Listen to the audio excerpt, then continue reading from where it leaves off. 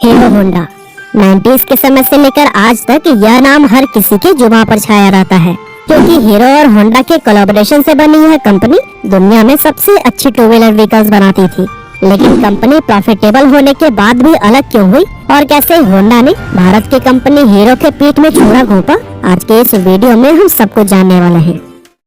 असल में हीरो एक साइकिल बनाने वाली कंपनी थी, जिसकी नींव बृजमोहन लाल मुंजाल ने 1956 में रखी थी और 1975 तक आते आते यह भारत की सबसे बड़ी साइकिल बनाने वाली कंपनी बन गई। इसके बाद उन्होंने अपनी साइकिल्स को बड़े लेवल पर विदेशों में भी बेचना शुरू कर दिया और इस तरह साल 1986 आने तक ये कंपनी सिर्फ इंडिया ही नहीं बल्कि पूरे दुनिया की सबसे बड़ी साइकिल बनाने वाली कंपनीज में शुमार की जाने लगी। लेकिन उसी दौरान उन्होंने देखा कि फॉरेन मार्केट में मोटरसाइकिल बिजनेस भी काफी तेजी से एक्सपेंड कर रहा है, लेकिन इंडिया में तो लोगों के पास सिर्फ स्कूटर और मोपेड का ही ऑप्शन है। इसीलिए वे इस गैप को फिल करने के लिए इंडियन मार्केट में मोटरसाइकिल उतारना चाहते थे। लेकिन उस वक्त हीरो के साथ प्रॉब्लम यह थी कि उनके पास इंजन बनाने की टेक्नोलॉजी ही नहीं थी, जिसकी वजह से मोटरसाइकिल बनाना उनके लिए तो मुमकिन ही नहीं था। इसलिए अपने इस प्लान को एक्शन में लाने के लिए उन्होंने किसी विदेशी कंपनी के साथ में कोलैबोरेशन करने के बारे में सोचा। अब उस वक्त भारत में लिबरलाइजेशन भले ही नहीं आया था,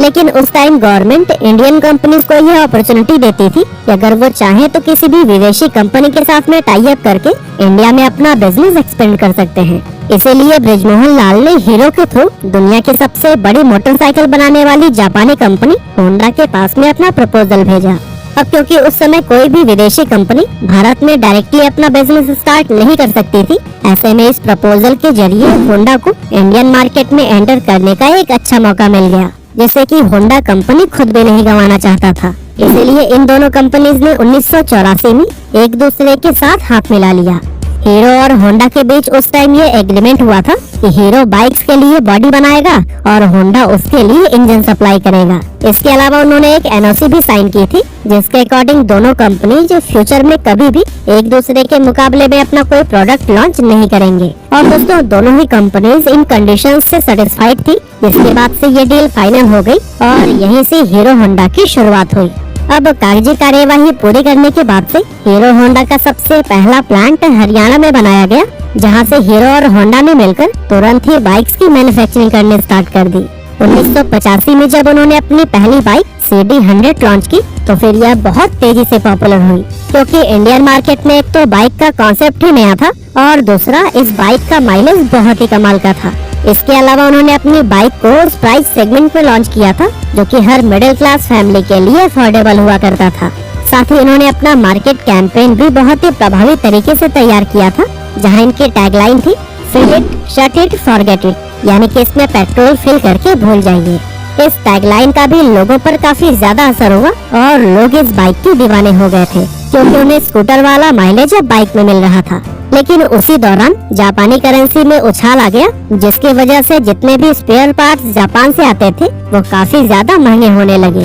और हीरो होंडा को अपनी बाइक्स अफोर्डेबल बनाने में काफी दिक्कतें आने लगी। असल में यहाँ प्रॉब्लम यह भी थी कि उस वक्त हीरो होंडा के कई सारे कॉम्पिटिटर्स इंडियन मार्केट में आ चुके थे, जैसे सुजुकी, यामाहा, बजाज और टीवीएस। लेकिन ये सारे ब्रांड सिर्फ शहरी इलाकों में रहने वाले वेल्दी कस्टमर्स पर ही फोकस करते थे। लेकिन वहीं अगर हीरो होंडा को देखा जाए तो उनका मेन फोकस इंडिया के मिडिल और लोअर मिडिल क्लास कस्टमर पर था, जो कि एक अफोर्डेबल सोल्यूशन चाहते थे। और यही वजह थी कि हीरो होंडा की बाइक सिर्फ शहरों में ही नहीं बल्कि पूरे भारत में ही सबसे ज्यादा सेल होती थी। और यही सब देखते हुए कंपनी अपनी बाइक्स का प्राइस नहीं बढ़ाना चाहती थी, यहाँ तक कि इसी की वजह से कंपनी को काफी लंबे अरसे तक लॉस का भी सामना करना पड़ा। लेकिन 1990 में जब डॉलर का एक्सचेंज प्राइस रेगुलेट हुआ तो फिर हालात थोड़े सुधरने शुरू हो गए और देखते ही देखते कुछ ही समय में हीरो होंडा एक बार फिर से अपनी बाइक्स पर प्रॉफिट कमाने लगा और अगले कुछ ही सालों में कंपनी का प्रॉफिट $10 मिलियन को भी क्रॉस कर गया,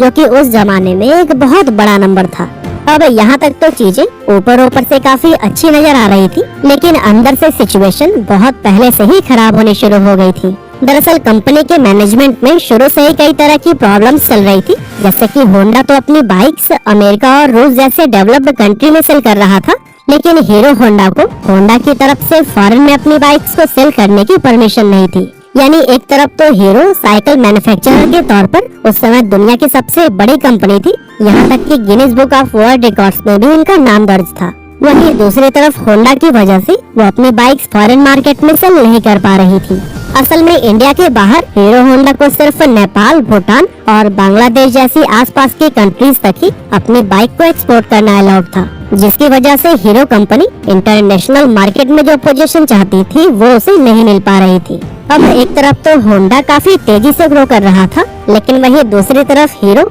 एक लिमिटेड स्पेस में सीमित होकर रह गया था, जिसकी वजह से इन दोनों कंपनीज के आपसी रिश्ते खराब होने लगे। इसके अलावा कॉन्ट्रैक्ट के अकॉर्डिंग हीरो बाइक्स की बॉडी बनाती थी और होंडा इंजन। अब अगर हीरो को अपना बिजनेस एक्सपेंड करने के लिए अलग भी होना पड़ता तो फिर वो ऐसा नहीं कर सकते थे, क्योंकि वो इंजन के लिए पूरी तरह से होंडा पर ही डिपेंडेंट थे। हालांकि अब हीरो को ये समझ आ चुका था कि अगर उसे होंडा से अलग होना है तो फिर खुद इंजन मैन्युफैक्चर करना ही पड़ेगा। इसीलिए उसे हीरो होंडा से अपने हिस्से का जितना भी प्रॉफिट मिलता था वो उसके एक बड़े हिस्से को इंजन बनाने में खर्च करने लगा, जिसकी वजह से होंडा और हीरो के बीच में दरार और भी ज्यादा बड़ी हो गई। अब जैसा कि इन्होंने कोलैबोरेशन के टाइम एनओसी साइन किया था कि ये एक दूसरे के मुकाबले में कभी भी बाइक्स नहीं लॉन्च करेंगे, लेकिन होंडा ने इसके खिलाफ जाकर साल 1999 में इंडिया के अंदर अपनी एक separate company Honda motorcycle and scooter India start कर दी और फिर उसी प्राइस सेगमेंट में ही बाइक्स लॉन्च करना शुरू कर दिया, जिसमें पहले से ही हीरो होंडा की बाइक्स मौजूद थी।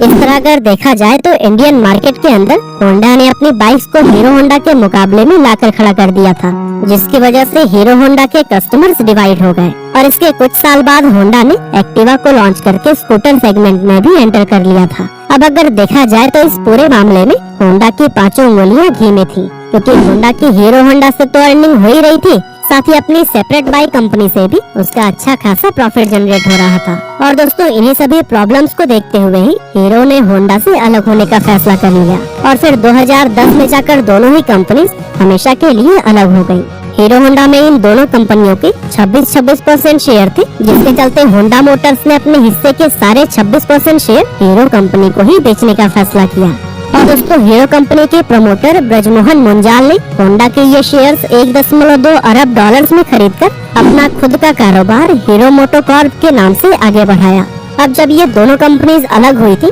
तब ज्यादातर लोगों ने ये कहा था कि होंडा के बिना हीरो मार्केट में कभी भी सरवाइव नहीं कर पाएगी, लेकिन अगर आज की बात करें तो इस समय हीरो मोटोकॉर्प को दुनिया की सबसे बड़ी मोटरसाइकिल बनाने वाली कंपनियों में शुमार किया जाता है। बाकी आज की हमारी